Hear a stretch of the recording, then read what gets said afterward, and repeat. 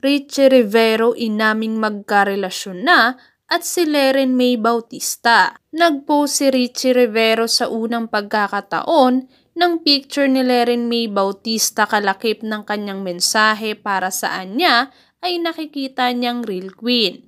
Nilinaw niyang wala silang dapat ikahiya kaya hindi sila magtatago. Ani ni Richie, bless siya na mahanap ang right one para sa kanya at anya ay poprotektahan niya ito. To the girl who I see as a real queen, with all the wrongs haunting me, I'm blessed to have found the right one. Allow me to shield you from things you don't deserve. Binanggit niya rin na walang inagaw at walang nang-agaw, kaya wala silang dapat ikahiya. Hindi tayo magtatago dahil walang dapat ikahiya.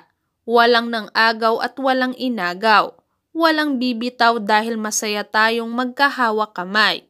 Pinuri niya rin si Leren na anya ay tunay ang pagtulong sa tao sa kabila ng paninira sa kanyang reputasyon. I love seeing how genuinely continue to help and care for people every day despite others trying to ruin your reputation.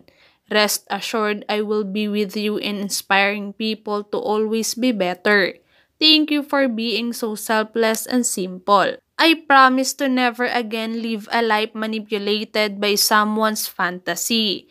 This is our story. Hindi dapat iba ang magkwento ng storya nating dalawa. Mahaba niyang pahayag mula sa kanyang Instagram account.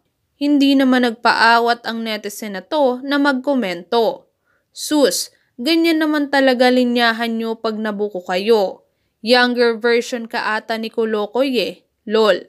This is in general lang naman no. What I don't understand with some women, alam na may asawa o karelasyon ang tao pero nilalapitan or pinapatulan pa din. If you know the guy is in a relationship, don't even entertain him. You are as guilty as him. Daming ganyan kung di nakikisiksik, abangers naman. Parang nauubusan. Komento din ng isa. Walang nang-agaw at walang inagaw. Pero ikaw ay nagloko at nakiagos sa kasikatan ni Andrea kaya mas lalo kang nakilala at ngayon ay binabash ka ng mga tao kaya wag ka nang mag-explain pa. Si Richie Paulo Uy Rivero o mas kilala bilang si Richie Rivero ay isang Filipino basketball player. Nakilala siya sa kanyang performance sa UAAP Season 80 Men's Basketball Tournament dahilan para siya'y mapabilang sa Mythical 5 at makuha ang Most Improved Player Award. Bukod sa basketball, isa rin siyang modelo at pinasok na rin niya ang mundo ng showbiz.